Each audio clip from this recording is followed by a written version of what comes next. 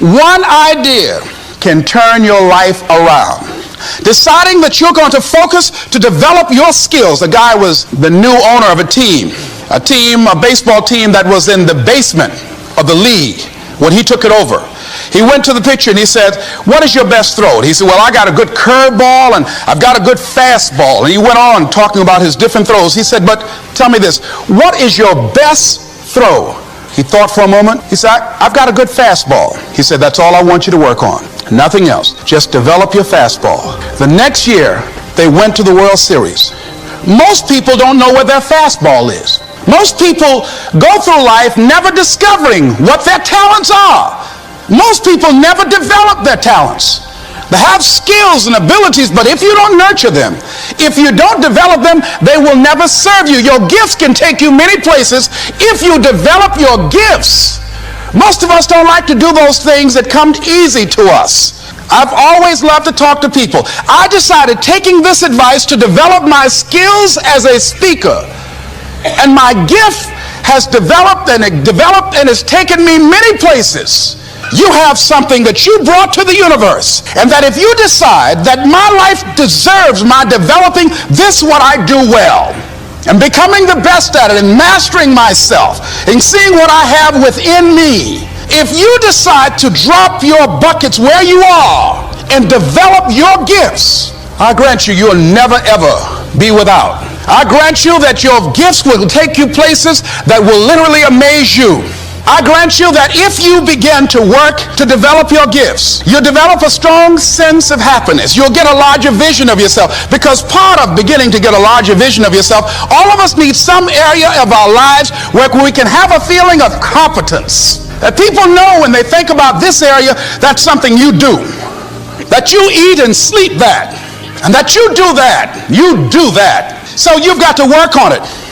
Has anybody ever seen something for you that you didn't see it for yourself? I didn't see that for myself. Maybe that's why my favorite book says, "Eye is not seen, ear is not heard, nor is entered the heart of mankind what God has in store for you." Because of what he saw in me, he inspired me. He gave me a vision of myself beyond my circumstances, beyond my mental conditioning, and beyond the job where I was, because I thought I was just a disc jockey. I love that. I master a microphone. You drop me in any city, I can master a microphone. I can turn a city upside down with a microphone.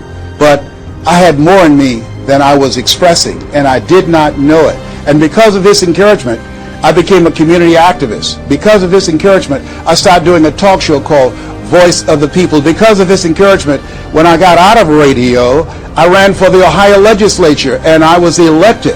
And because of his encouragement, I passed 14 bills my first term. Because of his encouragement, I was elected 3 times and became the chairman of the Human Resource Committee. Because of his encouragement, I became a public speaker. Because of his encouragement, I became an author. Because of his encouragement, I did a show for King World called The Les Brown Show, and they paid me $5 million, $2 million not to speak. Because of his encouragement, I produced specials for PBS, public television. They said, "You couldn't do that. You don't have a college education. It's educational television." Because of his encouragement, I did so many things I had absolutely no idea that I could do. I encourage you to live full and to die empty.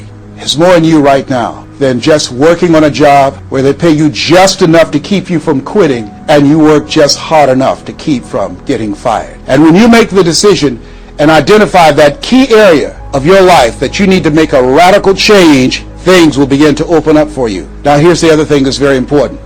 Once you identify your goal, I want you to get, if possible, a visual picture of your goal. My major goal was to buy my mother a home. I got the picture of the home with a 12-foot swimming pool and a basketball court on a golf course. I bought that home for my mother. It cost just over $400,000, 10,000 square feet. I had a picture long before I had the money and the down payment to get it. My goal was to be known nationally and internationally as a speaker. I had that goal. I had a card that I had on one side, asking you shall be given, seeking you shall find, knocking you shall be opened. On the other side I had, I'm the world's #1 orator. I produced that result in my life. I had a goal of becoming a talk show host. I used to watch Phil Donahue, and I put my picture on the screen of the television as I listened to the program. I visualized myself there, and I was called by King World Production, and I had my own talk show.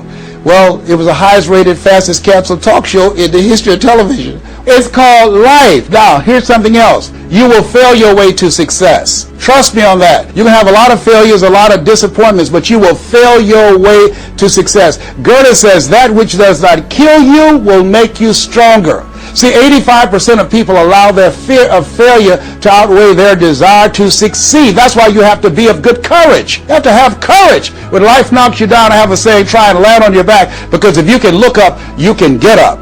So once you look at and decide the goal that you want to put some things, put a treasure board or a goal board and have pictures of the goal that you want to achieve so you can see it every day when you get up in the morning and the last thing at night. You're programming your subconscious mind where 9 out of 10 decisions that you make comes from there. I used to do door-to-door sales, and I was working with another friend of mine, and door-to-door sales, I mean, it's punishing. It's cruel and unusual punishment. And I was a little boy knocking on the door. Hello, would you like to buy a nice working television set? No money down? No! Bam! They slammed the door in your face. And the friend of mine that was working with me, they slammed the door in his face, and I looked back, and he was going to the car. He said, I can't do this. And he sat down in the car, and he said, you go ahead, I'll be here when you get back. Now, he had a mother and father to take care of him. My mother was ill. I am adopted. I was hungry. I had to go on. I learned something about myself. That when you step into your fears, somebody said, it was Winston Churchill, he said that courage is going from failure to failure without losing enthusiasm. When you step into your fears and continue to push yourself to go on, something happens for you. It will enable you to transcend yourself. I went to the next store. You like to buy a nice working television? No! Bam!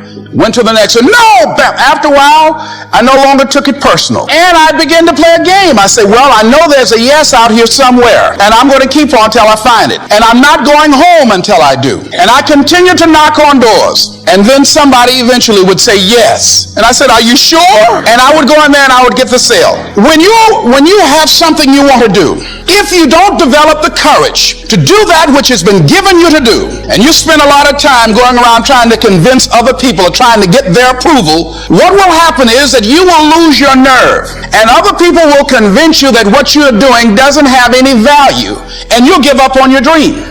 It's an interesting thing about life, I've also found, that if you don't have the courage to act, sometimes and particularly if you have something special to do, life will move on you. Abraham Maslow said that life is about growth, and he said you could either go back to your comfort zone and there you won't find any growth, or you must be willing to go forward and face your fears again and again and again, because you're never going to have a fear-free existence. I mean, some fear is acceptable and legitimate. There are some things that you really should be afraid of. Now, you shouldn't allow it to immobilize you. You acknowledge it, you take it into account, and you carry yourself accordingly. There are times that we should proceed with caution, but it's the difference between being stopped by fear. It's the difference between having a fear and the fear having you. So what do? One, acknowledge it, and knowing that it's okay. Don't condemn yourself for being afraid. It's perfectly fine to have some fears. You acknowledge your fears, you embrace those fears, and then you move on. You act on whatever it is that you fear. Because once you embrace it, see, what you resist will persist. What you resist will persist. So one of the most important things is to begin to embrace your fear. So what we've got to begin to do, how do we handle that? What's the process? Because it's all up in here. One, I think, is imagine the worst case scenario. Then I had another technique I used. Visualize yourself being more than able and capable of handling it.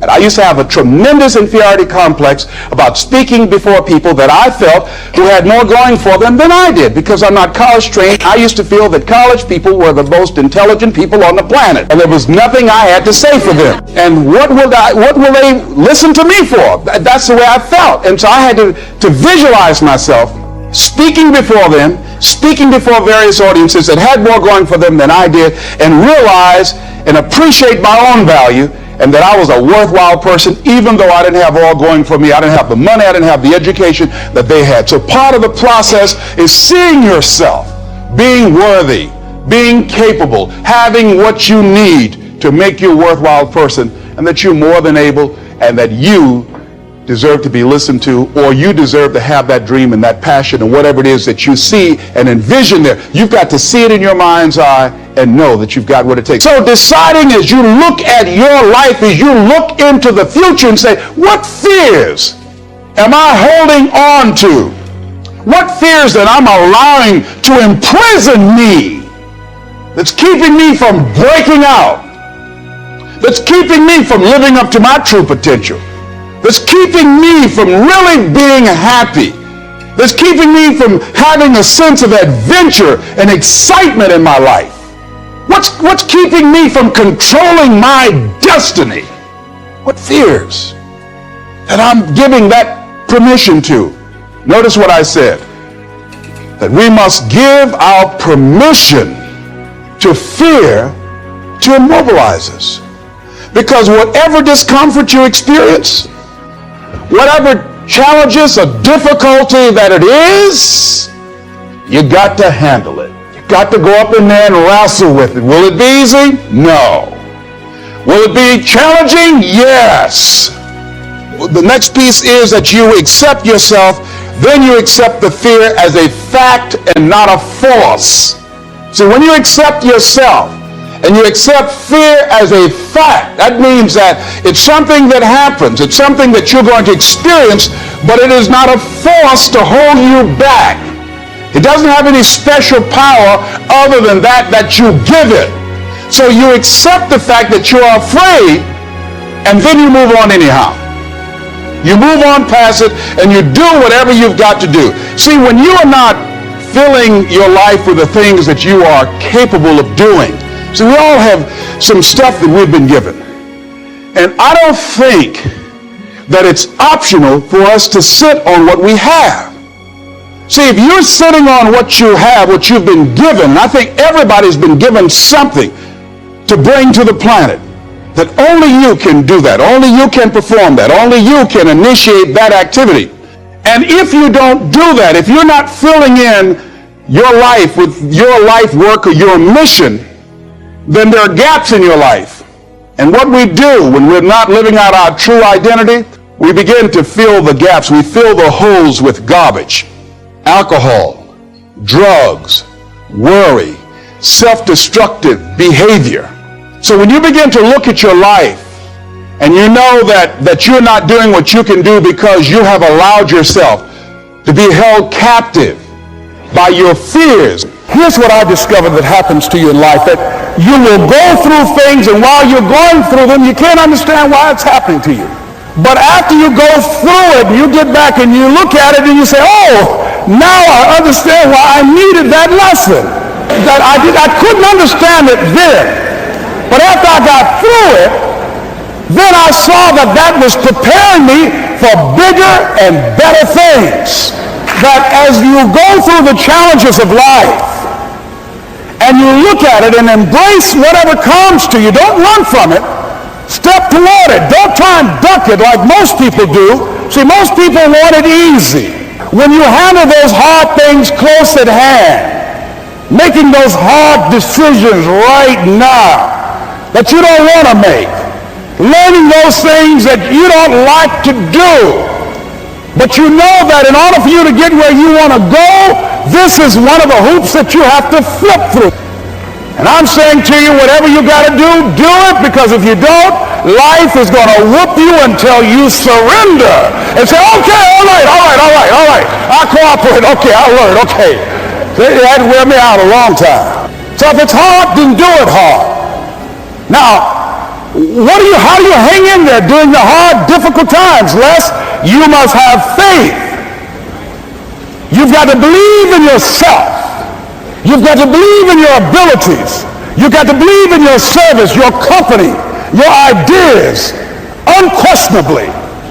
You've got to have faith, and that faith gives you patience.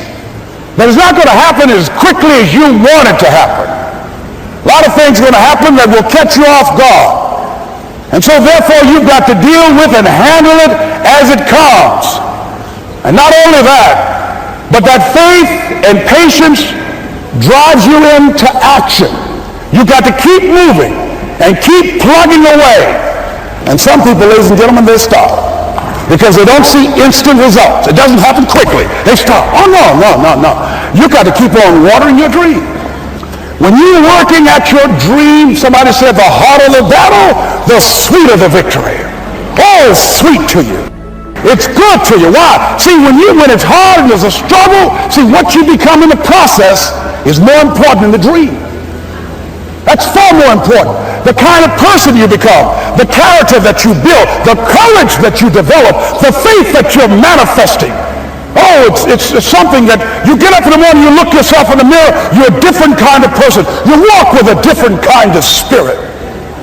And people know that you know what life is, that you have embraced life. You knew it was hard, but you did it hard. For us to begin to look at the future and know that it's possible that we can have our dream. Yes, it is. Other people have done it, then we can do it. We fail a lot of times. Well, a lot of other folks fail, and eventually they came back and they succeeded. So it's possible we can have what we want. And we know that we want to get it. It's necessary that we align ourselves with people that think like we do. It's necessary we get negative, do-nothing people out of our lives. It's necessary we never stop learning and growing and developing ourselves. It's necessary that we never give up. We know that it's you, it's me. It's being responsible for our stuff and deciding that we're going to keep on keeping on, that we're going to find a way to win or find a way to make it happen. And we know it's hard. It's not going to be a picnic. Yes, it's hard, and we will do it hard. And once we do it hard and we go through it, we realize it was worth it. And once you discover it was worth it, it is done. Well, here's what I'm suggesting to you. That when you're working, you have a wall to break through. Let's say a friend of mine who runs a marathon, and he says, when he's running the 26-mile marathon, he said, let's say that hypothetically, that 18th mile is the wall. He said, Les, when you get there and you're running, he says, everything in you is telling you to stop, to give up. Every muscle is aching. And you're saying to yourself, I can't do it. I can't do it. And you just keep on and you keep on and you keep on. It seems like you're moving at slow motion. And then eventually when you break through that 18-mile wall, then you know it's like done and you're on automatic and you glide on in and you know it's there. You know you're going to get to the finish line.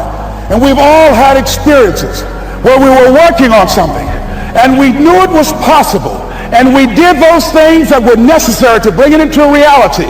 We took the responsibility to make it happen. Other people couldn't see it. A lot of people didn't believe it. You were attacked. You were criticized. People were opposing you, but you kept on doing it. It was hard, it was rough, it was difficult, but to you it was worth it. And eventually you got to a level you know, can nothing stop me now. I'm on the move. Finally, I'm thinking about a friend of mine who is no longer operating on this dimension. His name is Jack Boland. He had this vision of a church that would serve various types of needs for people. There's supportive needs and helping them in recovery from drugs and alcohol and whatever addictions that they might be involved in. And he was known for bringing in different kinds of speakers. And over a year ago, he was diagnosed as having cancer, and he announced to his congregation that he's going to be taking chemotherapy and that it was a possibility that the cancer would go in remission. And he was optimistic about that. And sure enough, it did for a year. And one of the things Jack always talked about is that he wanted to have his funeral while he lived. And so he invited a few friends, Wayne Dyer, myself, and a few other speakers. He didn't tell us why we were there, but once we gathered there, the church, they told us in the room that Jack is going to announce to the congregation, he's bringing his doctor up. The doctor is going to say that we felt we could keep it in remission. It's out of remission. And he doesn't have much time left. And whatever words you want to say to Jack that you would say if he had made his transition, speak those words now. Well, we were shocked and we were somewhat stunned until Jack got there. They brought him in a wheelchair, and boy, was he courageous, and he had a strong smile, and they helped him up the steps, and he sat behind the podium, and each of us got up and we said a few things about Jack and the impact that he made on our lives. And he said, the doctor, after announcing that Jack didn't have long, he says, "Doctor," he said, "I accept what you say, but it's possible that does not have to be the case. But if it is, I will enjoy life to the very last breath I take, even the chemotherapy. I will enjoy that." And Jack did, ladies and gentlemen. And when they said that all of his vital organs were failing, they called his family and his close church staff to the hospital and said, "He's dying." And so they came and they all gathered in the room. And Jack at that time was unconscious. And he gained consciousness, and he looked at them and he said, with what strength he had, he said, "I want to thank you all for being here. You've been a great staff to me." He looked at his sons, his daughter, he said, "You've been a great family." He said, "Don't feel sorry for me." He said, I'm ready to go. I'm looking forward to the next adventure." And he sat there for a little while, laid there, and he closed his eyes, and he lost consciousness. About an hour and a half later, he opened his eyes, and he looked at them, he said, "This is embarrassing, I'm not dead yet." They were laughing through their tears. He said, "Hey, I hate giving up this kind of control." So they predicted that Jack would die at the end of February. And then on the 2nd, they said, he won't see the light of day. He will be dead by morning. Ladies and gentlemen, Jack died on March 4th. And we believe that even in his dying, Jack sent his congregation a message that I want to give to you with his permission. March 4th is the day he died, and we believe Jack was saying, "March 4."